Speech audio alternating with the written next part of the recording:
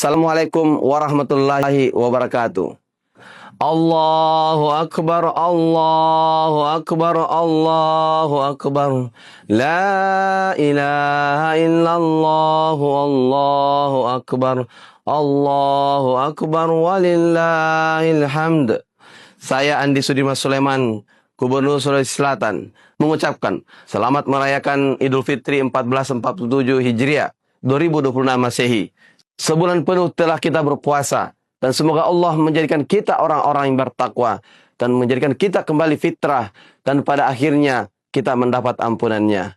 Dan semoga kita memenuhi hari-hari kita ke depannya dengan hidayah, kebahagiaan dan keberkahan, juga mengisi jiwa kita dengan ketenangan serta menjauhkan diri dari keburukan serta menjadi pribadi yang lebih baik dari sebelumnya.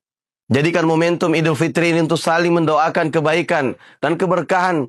Taqabbalallahu minna wa minkum. Semoga Allah menerima amal kebaikan kita semuanya. Selama kita pada selama, kurra semangat. Assalamualaikum warahmatullahi wabarakatuh.